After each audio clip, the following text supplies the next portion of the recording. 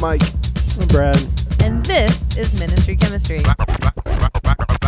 Here we go. Welcome back to another episode of Ministry Chemistry, where, ladies and gentlemen, boys and girls, we are living into just the most unforeseen time on the, at the end of a pandemic, in the middle of a pandemic. Are we at the end or the middle of a pandemic? Who knows?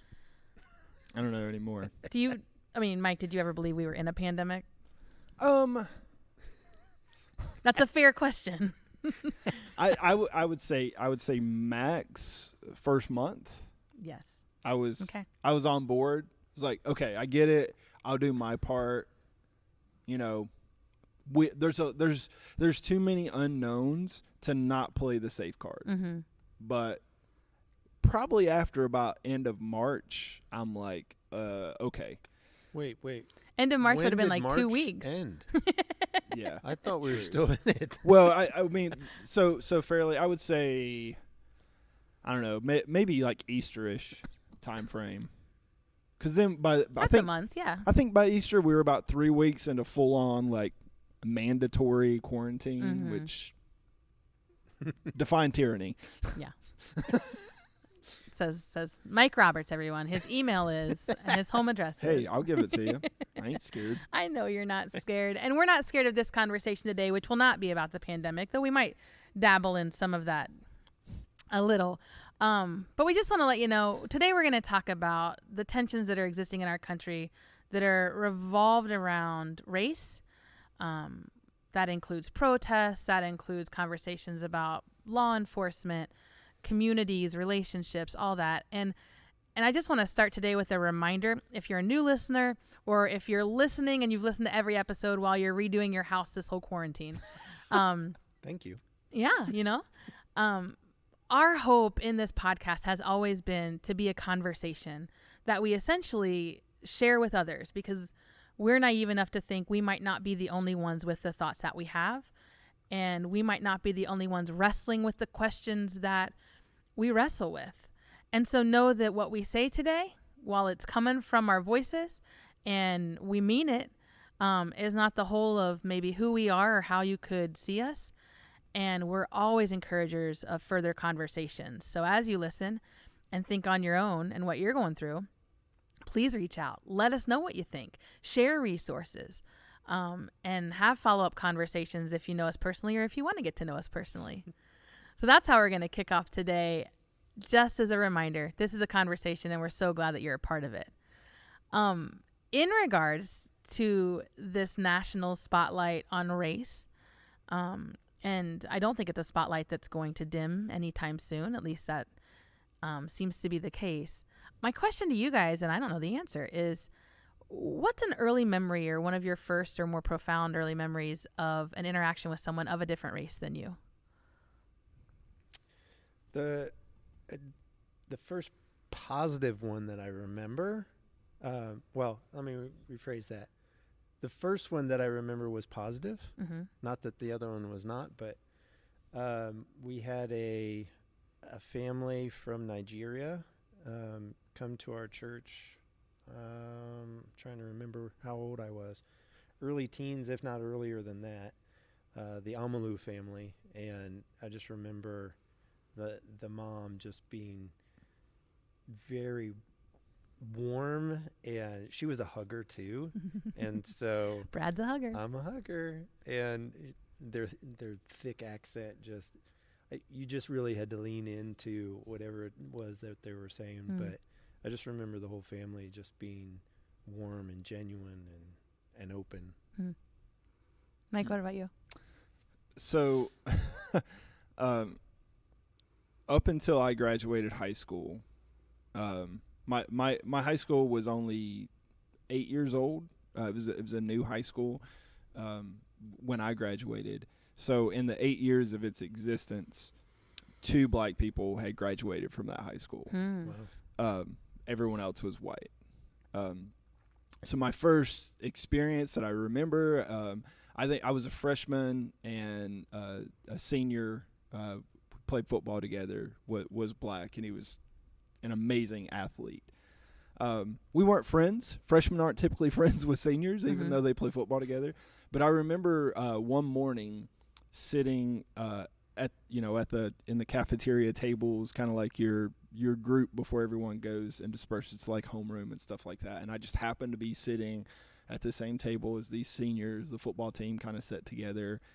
And there was this other guy who walked in and sat kind of at another table, and he had a T-shirt on with a rebel flag on it, and it said, "You wear your X, I'll wear mine." And I remember, like, I didn't really know, I didn't really understand that, but I just remember all the seniors kind of rallying around the guy on our football team who was black, and they were just like really irate about that. About the rebel flag shirt.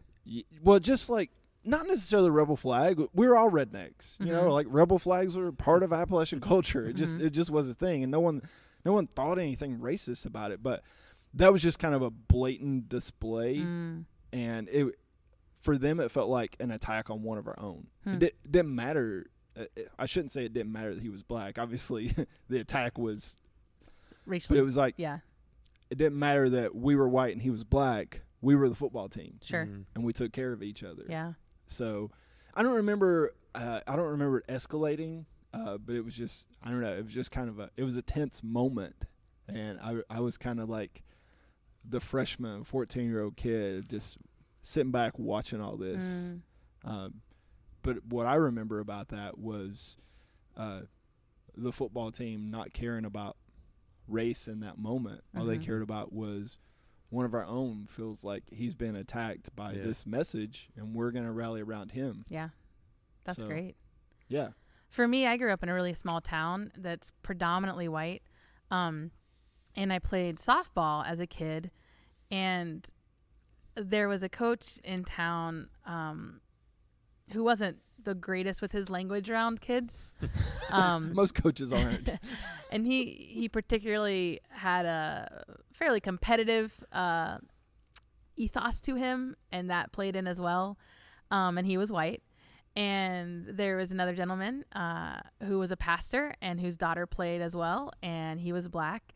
And my mom, when she got a chance to say whose team she wanted me on Gibby's team, who was the black coach. And because for her, she wanted me influenced by a Christian coach and a Christian family, and it didn't make a hill of beans difference, you know, whether they were black or white. And so I wasn't even raised or introduced to see it that way. It was who knows Jesus and who doesn't in my family. And so I love that team, and he was a great coach, and I played for him for a few years, and graduated with his daughter. So I don't think Gretchen listens, but hey, Gretchen. So that was one of my earliest memories. And now thinking back on it as an adult, I'm really glad my mom not only made the choices that she did, but the reasons why behind it make total sense. Because now there's a gentleman in our town, my hometown, who he's a pastor, and a few years older than me, but he has shared recently his account of growing up in my hometown and what that was like for him.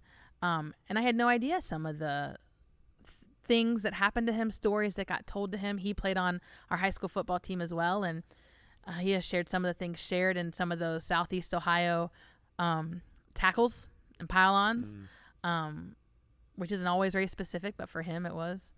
And that's been really eye-opening. I think that's what I've appreciated a lot of during these days, is learning so many people's stories that I've never heard before. So I wanted to start off with our stories today, just out of curiosity. What are you thinking about all this? A lot.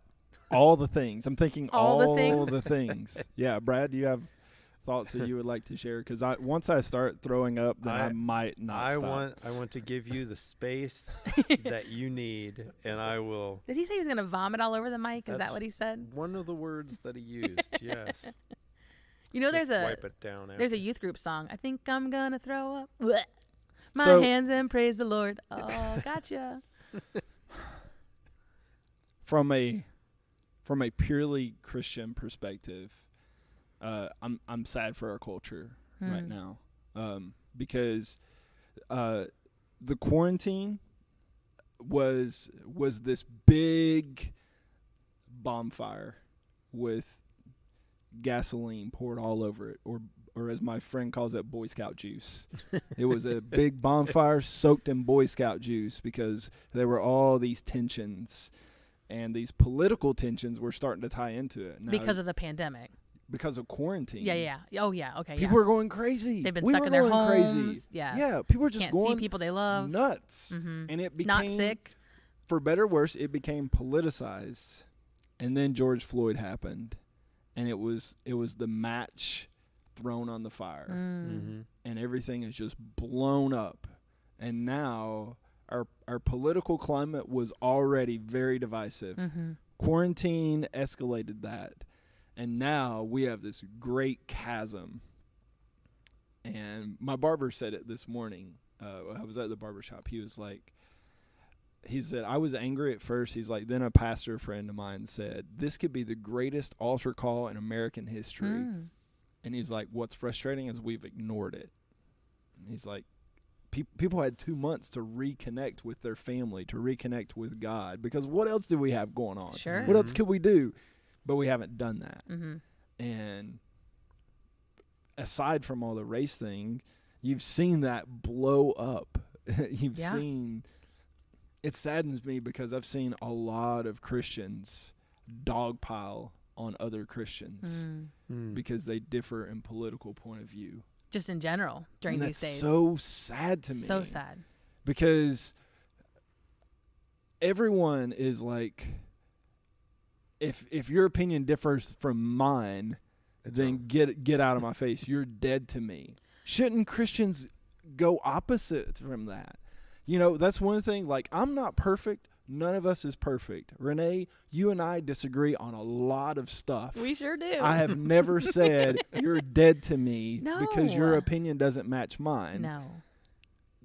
So shouldn't that be an example for how Christians should be an example to everyone else? And, hey, we can have a discussion and disagree We with absolutely one can. another. We should be able to. Yeah. And Scripture says very clearly, we're not fighting a war of flesh on flesh. We're fighting a spiritual battle.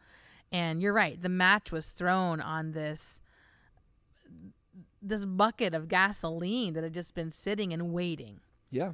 And there is a spiritual warfare happening in a flesh on flesh kind of manner that if we're not careful, will destroy more souls than need be. Oh, for sure. And I think we're seeing that unfold. Now, for anyone who says, you can disagree with me on this all day, you can hate me for saying this. For anyone who says that this is not political, this has not been escalated. What is this? The riots. Okay. The protests. You know, I understand the seed that started this. It's very sad. There's no one who says that George Floyd's death is not a tragic occurrence. No one says that it's not murder, tragic. right. It's murder, Right. yeah. Well, I shouldn't say no one. There's probably people who argue there are that people who it's say it. justified. Our president said it wasn't murder. So, the president of this country. Okay.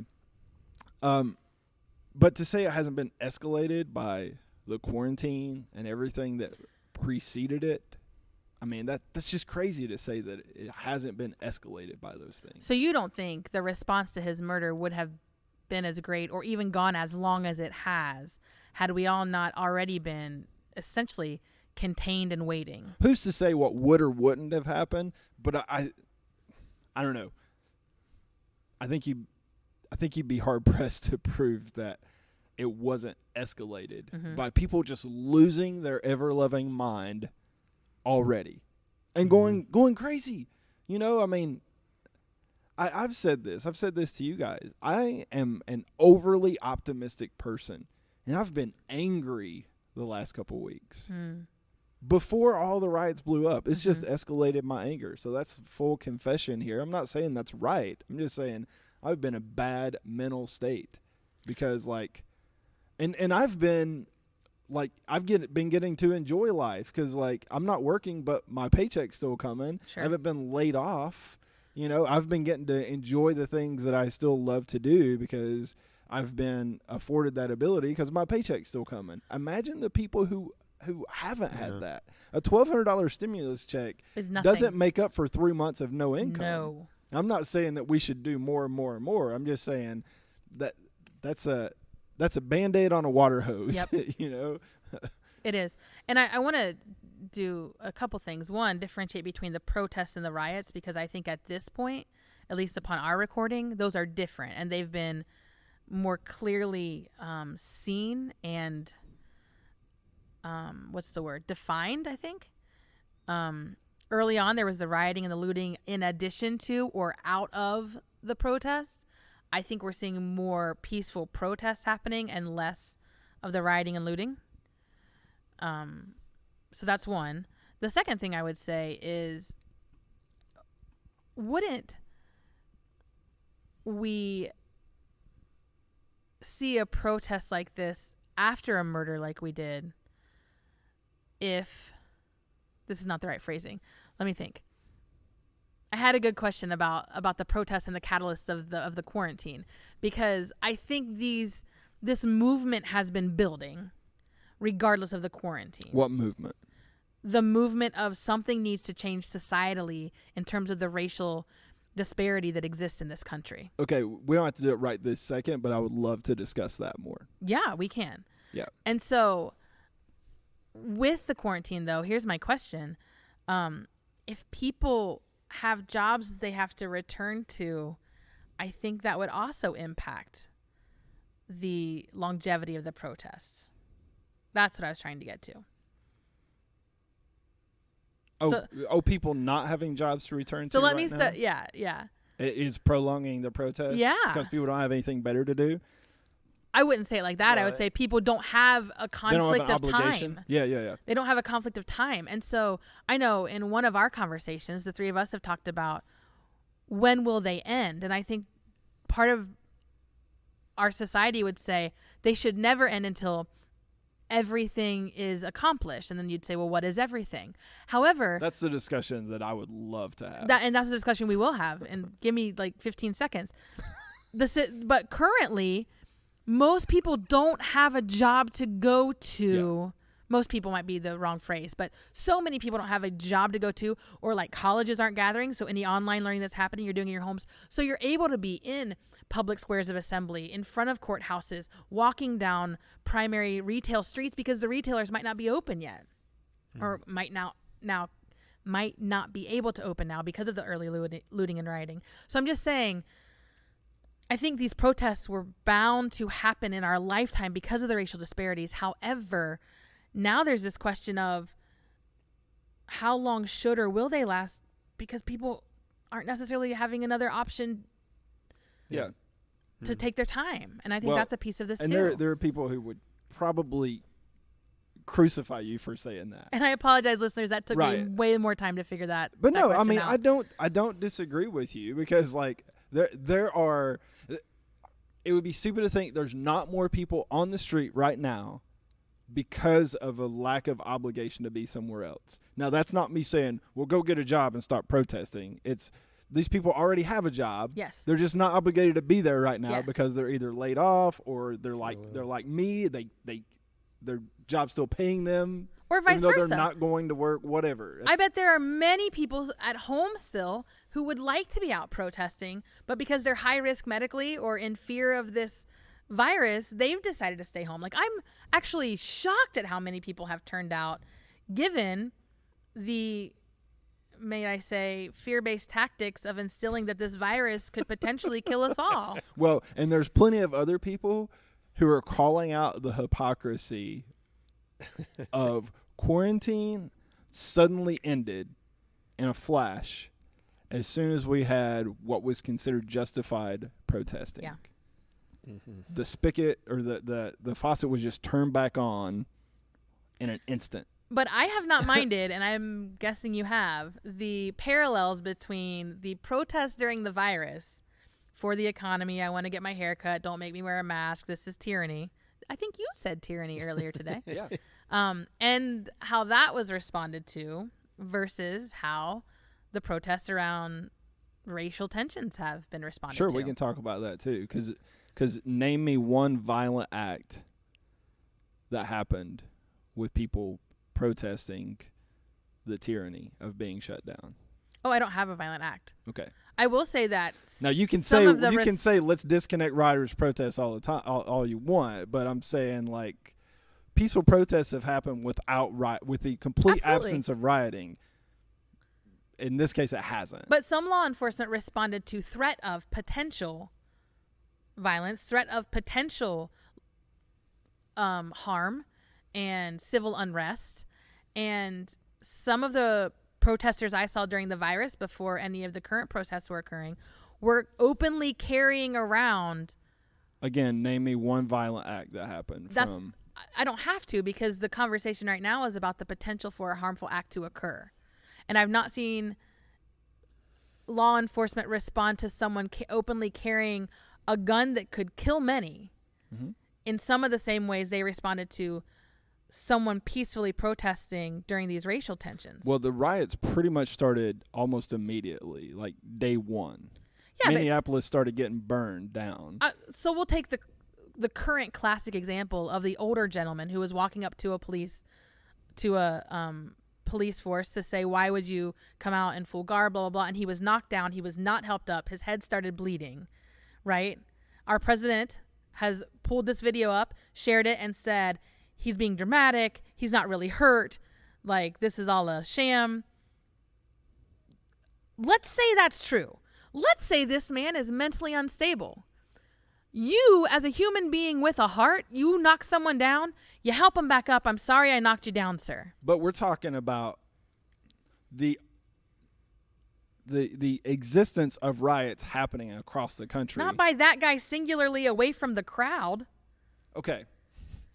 In a red polo and stonewashed denim jeans. If you're a police officer and people plan a protest in your town on the backside of a terrible event, you know this protest is happening, okay? And in every other city where protests have happened, randomly pallets of bricks show up in the street and get thrown through windows. And bottles of water are frozen to be thrown at police officers. Aren't you going to be extra cautious? Yes, 100%. And if someone only listens to these minutes of our conversation today, I think they'll say, there it is. Renee wants to defund the police. She's against law enforcement. And that is not me. Right. I do not want to live in a town or a community. Yeah, I don't either. Where there aren't folks who have sworn to protect and defend us from true criminals. I'm saying in that sense, that guy wasn't a criminal. No, I don't. And the response of the police who are supposed to protect and defend. One guy tried to reach down and help the man up, and he was deflected by his colleague. Yeah, and I'm not saying that was right. I'm not saying that was right. I'm not defending that particular act. That was wrong. I'm just saying, like, if I was a cop, let's say I'm a Columbus police officer.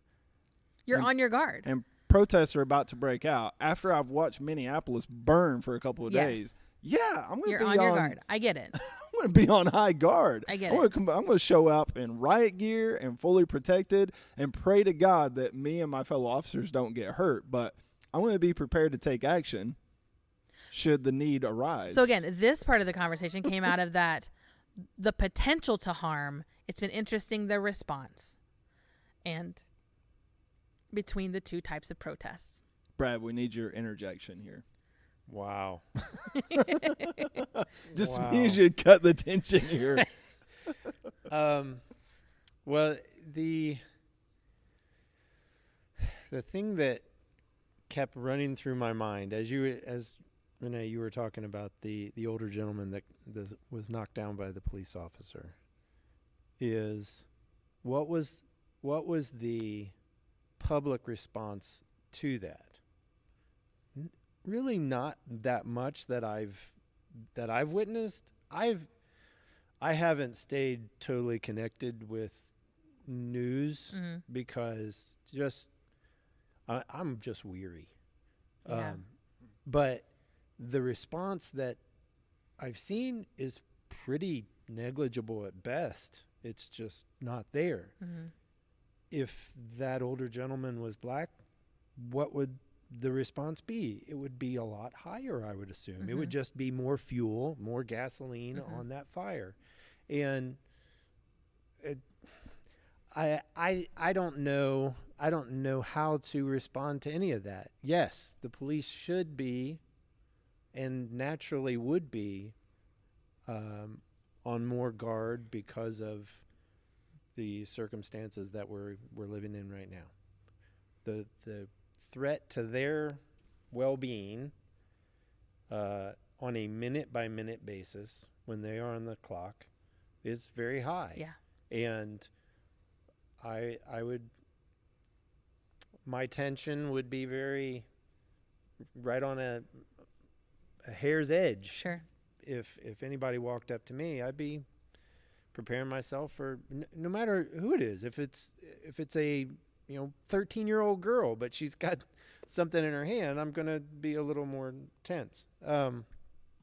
So because of the way things are happening right now, there's just no what's the word I'm looking for? There's no middle ground. Yes, middle ground, perspective, understanding that people are willing to come to. Like Mike said, it's you either agree with me or you are Satan, and I don't deal with Satan. Satan, get away. And I can't even speak to you. If you don't agree with 100% of what I say, we can't be friends. I'm sorry. And yeah. Or your one stance on this one particular facet of this very large, massive issue is different than mine, then I'm just going to assume all your stances on all the facets of it. Yeah. And that's not one of the things that Mike and I were talking about before we went on was a friend of mine put out a video, and he called people out of I forget how he called it, my lighter skinned folk. Yeah, the darker hue and lighter hue. Yeah, the lighter hue and now the this darker is from hue. a black man. This is saying from a black this, man, and he called both sides out. Which amazes me that the color of your skin gives you a different pass on what you can and can't say. Right. Well, sure it does. You said it earlier. You yourself contradict yourself sometimes when you're like, I'm sure I do. You were like, the rebel flag is just part of the Appalachian culture. It is. You're allowed to say that. It is. Because you're from Appalachia. But if someone, let's say we're getting back to your point, Brad, from a maybe more liberal, progressive, even urban as in city place goes, well, y'all are a bunch of rebels down there. You'd be like, well, you can't say that, Jackhole. You don't say that. They wouldn't say it like that. I know. We could dive into that more, but I don't know. We should let Brad finish his point. Go ahead. But I would disagree with that. What he said was that basically everyone needs to sympathize and empathize with the feelings of the others. And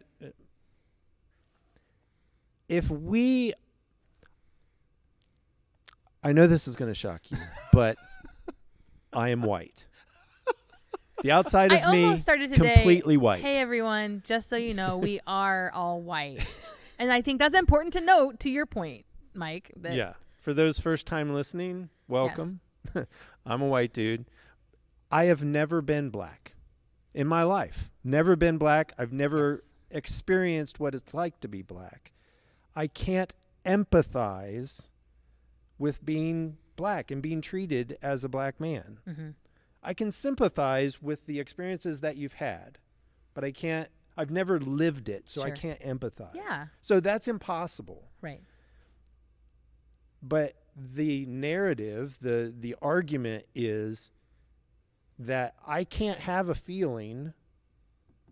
I can't even sympathize because, you don't know what it's like.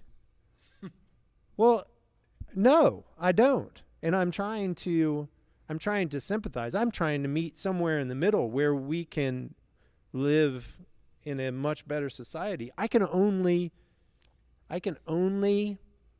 deal with me. Sure. And it's a podcast is it's words. It's a lot of words. Yeah. And a lot of people are saying a lot of words. Yes. It doesn't matter what I say.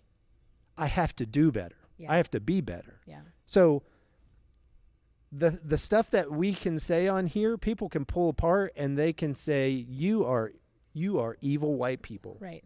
Well, Or really heavenly. I can be yeah. but we're ultimately judged for what we are and what we do rather than what we say. Yes, what we say is important and we need to be sensitive to what we're saying. But if we're trying to be on the same team, the human race team, we have to play. We have to stand up for the people that are being treated wrongly, like the player on your football team. You guys rallied around him. We're trying to do that as a society, just to come and play on the same team. But there are things that I might say because I can't empathize that people might take wrong. Yeah. And I'm not trying to be harsh. I'm trying to be better. So why say anything? I can't say anything to change your mind about who I am. I need to be better. And I haven't said much, if anything, through this whole thing because I don't want to be crucified for what I say. If I'm going to be crucified, I'm going to be crucified for being as loving and accepting as I possibly can be. Yeah. And that's kind of all I can do. And to that point, listeners, we talked about whether we should have a week where we go silent or not. But in externally processing, again, we might be naive enough to think others are trying to figure this out as well. There's a part of me that goes, I need the grace and the space to figure out some things. I think that's what you're saying. Like, I might not be where you are ever, but I'm certainly maybe not there now. Can I get a little grace? Can I get a little space to keep figuring some things out? Also, if you're a person that's going to come at me wherever I'm at on this journey, you don't get to say something disparaging about me unless you know my heart. And that's the crux of the matter. 'Cause you're right. It's about a character, intent of heart. That's who Jesus looks at when he looks at us. He sees our hearts in these moments. 'Cause we can say some pretty dumb stuff. We can say some pretty poignant stuff. We can do some really great things. We can miss the mark. We probably do that more. So how do we engage with one another when we're not trying to see the heart of a person? That makes me sad. So let's backtrack just a little bit. You had talked about the heart of the protests, not the riots, to separate those. Thank you, Mike. Is to solve these social injustices, right? Mm-hmm. So is my understanding. Yes. Okay, so I would love for you to spell out from your perspective what those are. Social injustices? Mm-hmm. Like what are we protesting? Right. So here's my understanding. That there is a disproportionate focus or targeting of African Americans by law enforcement than white Americans. Okay. And it might not be in the general sense of getting stopped or pulled over, but it could be in regards to the response when challenged. There's a disproportionate response to the challenge of someone who is black than of someone who is white. So what supports that opinion? And the only reason I bring this up, I'm not trying to get into a debate with you. I think we probably have listeners on both sides of this. So I think we do too. From my perspective, those listeners who follow my perspective are going to be like, yeah, I knew that already. And so maybe you and I both and Brad being Switzerland and bringing the middle ground here, maybe we bring some further perspective to both sides of our audience. I think that's good. So my understanding is I think there are facts out there that could disprove this piece of the protest, right? And you and I have discussed that. There are articles, there are numbers. There are also the stories and anecdotes of so many, a vast majority of the African American community that can share, this was my experience, this was my story.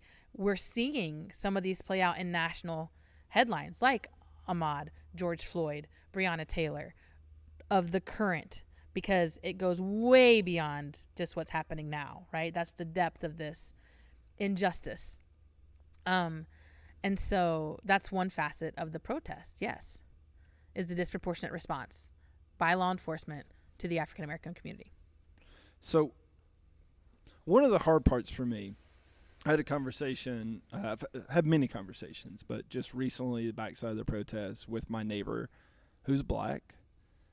And it was just, he just cited a couple of examples of him being pulled over. And just, questions that he was asked, like he's not going to rebel against that or protest that or anything, but it's just like, and he's not even calling anyone racist, but it enters his mind, would I be asked these questions if I were white instead of black? I want to have those conversations. Mm-hmm. I want to hear that point of view because it opens me up to something that I've never experienced before, and I don't doubt that there are countless black men especially who have had that experience of being pulled over, and maybe they weren't doing anything wrong. They were DWB, driving while black, and maybe they were asked questions that Brad or I would not get asked if we were pulled over. Maybe they get pulled over for being in driving while black in a white neighborhood. I don't doubt that those things happen. Where I get lost in this whole rioting and protest is just what you said. Evidence, statistics, facts do not support the idea that black men are being hunted down by cops and killed in the street unarmed. It's just not there. What do you mean it's not there? We watched it unfold. You've watched the singular media, stories. You've watched the media hype up what they want. I don't know if you've seen this or not, but in 2016, on video, a white cop does the exact same thing that happened to George Floyd to a white man. He kneels down on his neck. The guy is pleading for his life. For 9 minutes. And he dies. Okay. But he was white. Okay. Have you read about that in the media? Have No. you seen that on CNN? Because it doesn't fit the narrative. Here's the evidence. Here's part of the evidence. There's a fuller story. Last year, black and white cops killed 28 unarmed men. 19 of those were white. That have been known about. Right. That are reported. That are reported. So 2/3, overwhelming majority of unarmed people killed by cops in 2019 were white. So where is this strong supporting evidence that cops are just hunting down black men and killing them unjustly? Well, I've not. So that's a phrase that is not something I've said. I mean, a And lot I've of not people heard have it said said that. A lot of people that- are supporting protests. A lot That of black people people are are getting supporting. hunted down. LeBron James came out and said that black men are hunted down every day. Like, that's just a ridiculous statement. That's race baiting. So let me ask you this. Where then, because I don't have facts to then refute your facts. Those are facts. Well, and there I'm are other not facts. attacking you for No, this. I know. But my biggest problem, my biggest anger point in all of this is the people who are saying that we should apologize for being white. That there's this systemic racism I've that not runs said that. rampant through the police force and the judicial system. There's been no evidence to back up that claim. But let me ask you this. So why then do you think that a very true sentiment, and sentiment seems too light of a word, but a very true reality for the African Americans in this country is to be in fear when pulled over, to raise their children, specifically their boys, to do certain things differently than any white parent has to have the conversation with their children. That's a reality in all 50 states. I would venture to guess every county of every state. If you are living in this country right now, you are having a different conversation with your children because experiential evidence would suggest you are at a far greater risk for a much dangerous outcome than a white counterpart. Okay, let's take the counter side to that. I appreciate that happens. You know, I've no doubt that black fathers who are still present in the home, and statistically there are fewer and fewer of those. That's an unfortunate reality. That's a big contributing factor to all this that no one seems to want to put a finger on. You think if more dads in the African American community were around, we'd have less police killing black people innocently? Pre-civil rights, less than 20% of black homes were fatherless, single-parent homes. Now it's upwards of 80%. I'm saying that contributes to crime, which is the point that I'm making. Is a contributor, not the sole contributor. That's a huge contributor. Contributor. The point that I'm making is, if you're a police officer, and statistically speaking, minorities commit overwhelming majority of crimes, as a human being, right or wrong, I'm not saying that this is right. I'm not justifying it. I'm just saying human beings are police officers. And until we have a police force of RoboCops, you're always going to have human nature playing into it. Sure. If I know that higher crime happens in minority neighborhoods, I'm going to react differently to people in those neighborhoods than I do in neighborhoods with lower crime. Well, and I think the response back would be, again, I too am white, so I can't speak for anyone of this community. It's just my understanding at this point. Let's talk about the crimes. Let's talk about the system that created the crimes and the laws regarding those, right? You've seen the disparity between someone who has cocaine versus someone who has meth versus someone who has heroin versus someone who has marijuana. That's in our drug laws. And you see a different population racially use different drugs and then be charged, prosecuted, criminalized differently. That's an issue systemically. So is the higher crime rate in African American communities because the crimes that we enforce laws upon for those individuals are different? Is there a disparity there? That's a real question that exists. But you're saying... I'm saying, it's like the correlation you learn in like Psych 101 class, that in the summertime, murder rates increase and so do ice cream sales. Therefore, it's a false correlation. Ice cream sales increasing must mean we all be on alert to be murdered. Right. That's not true. It's just because it's hot, or just because emotions are different, or well, you could you could argue the same thing with your correlation, that because if let's say, because we see more I don't deaths. have the statistics on this. I would love to read the evidence of this, as far as like how hard the criminal justice system is on minorities versus Caucasian. But you're saying that the stiffness of the criminal justice system caused them to commit the crime in the first place. No, I'm not saying it caused them to commit the crime in the first place. I'm saying it makes the statistics different because the crime in and of itself typically occurs in a community that is of a minority status. That particular crime that's getting called out. I'm not saying... Now, I can understand the outcome, the penal outcome. Yes. Being different. Like, and we could argue that. I don't have the evidence to back that up. But it doesn't change the crime rate. That just changes the punishment for the crime. The crime rate's the crime rate regardless of the criminal justice system handing down sentencing. Unless what white people are doing isn't deemed a crime. Or they're being let off for a crime differently. That's an assumption.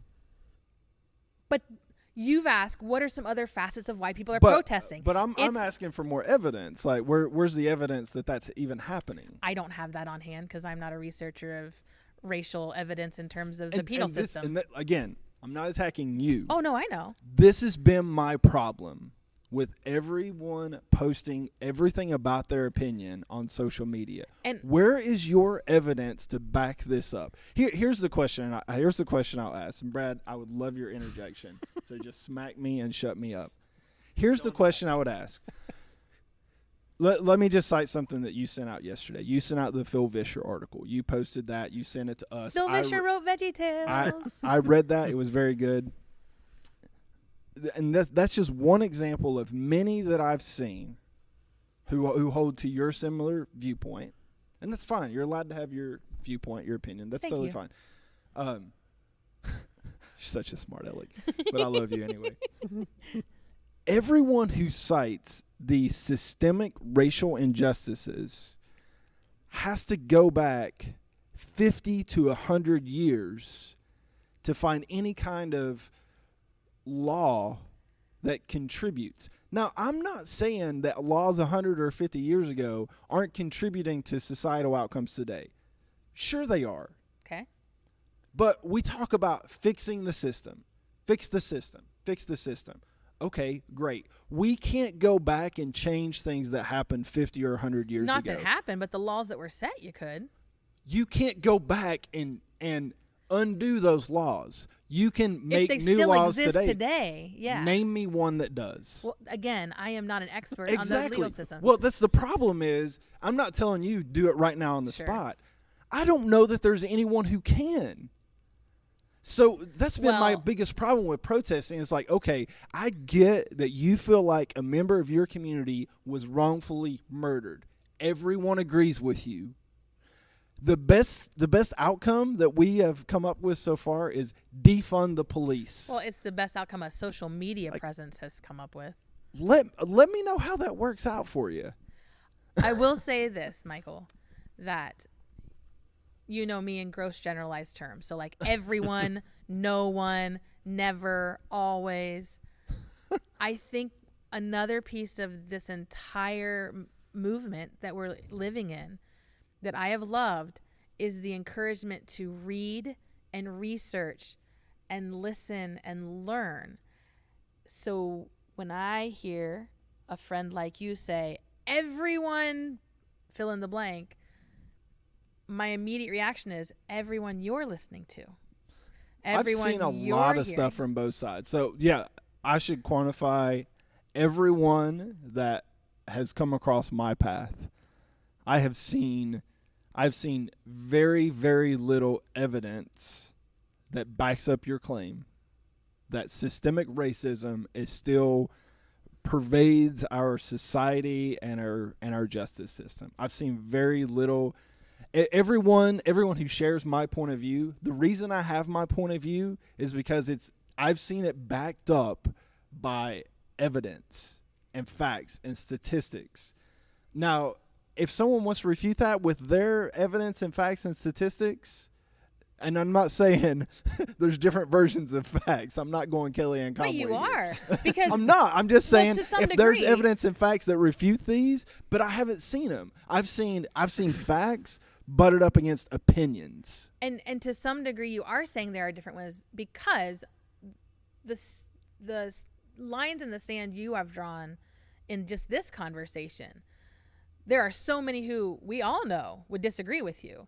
And my question, just like yours, is, okay, well, where do you get your information? How did you draw your conclusions? And if same level of facts can be presented, now we've got that systemic issue. I would love to see those. Yes. Because no one that I've come across, and I don't just flood myself in a bubble. No, you don't. I don't like a lot of the opinions that I see, but I don't just turn people off unless it gets so so baited. Yeah, I can't think of the word that I'm looking for. Mm-hmm. Unless it's so just gouge you in the eye, then I'm like, okay, I'm done listening to you at this point. But I kind of purposefully, even though people anger me, especially lately. Do people or people's opinions? Just. Or are you separating the two? Yeah. Yeah, no, I'm not. Yeah, I don't know. Are they a demonstrator or a rioter? There's a difference. Break it up again. I don't know. Come on, I don't know where to Switzerland. interject. Come on, Switzerland. We're going to wrap up this episode, which has gone a little long, but this is a part 1 of a part 2 because we are going to continue this conversation. I did want to give an opportunity for any final thoughts before we say goodbye, at least for this week, and come back next week with some more. Let Brad have some final thoughts.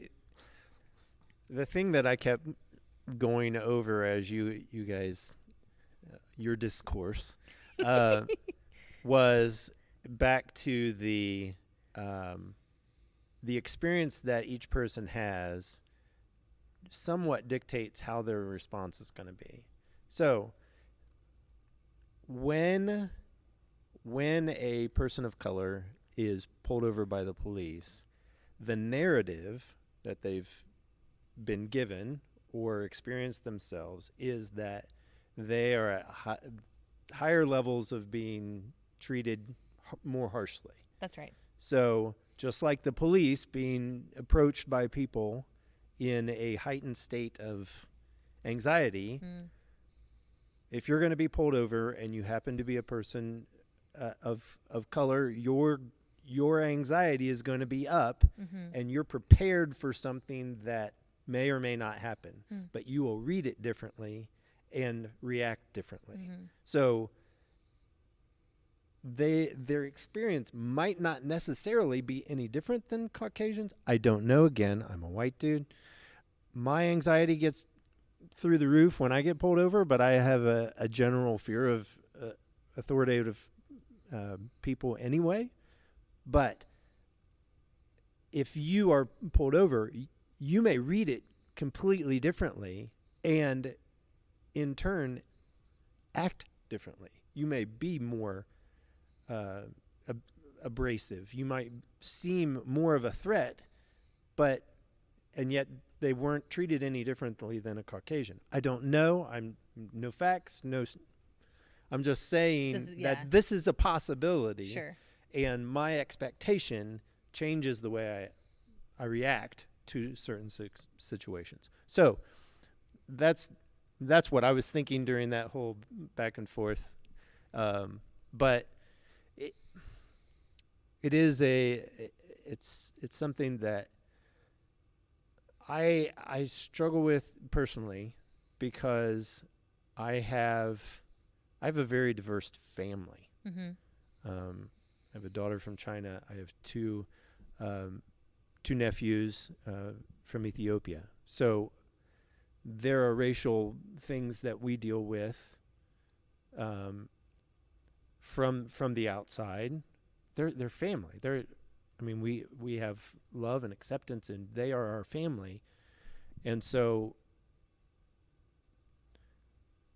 I don't necessarily think of them as anything different than who they are. They're people I love. And so, but we experience conversations like this. We experience daily things that we see in the news in a different way because we have a different perspective. That's right. And so that I don't know where I actually fit in the narrative or where I fit in the conversation. I want to have the conversation. I want to be, as I said earlier, I want to be better. And I hope there is change. But where we are now, if no one's willing to give any step, any ground, then how do you expect to be better, have better? So for this week, listeners, we are hoping that you're wrestling with some of all this because it's something to be wrestled with. Especially if you follow Christ. There are Christ-like ways to approach every situation that comes to us in this world. There is a kingdom-style response that we get to espouse. And we're hoping you're wrestling with this to figure out maybe where your heart lands, what you hope for yourself, your family, your community, your country, and how, in what ways, you're going to be a part. And it might look different than the person sitting next to you.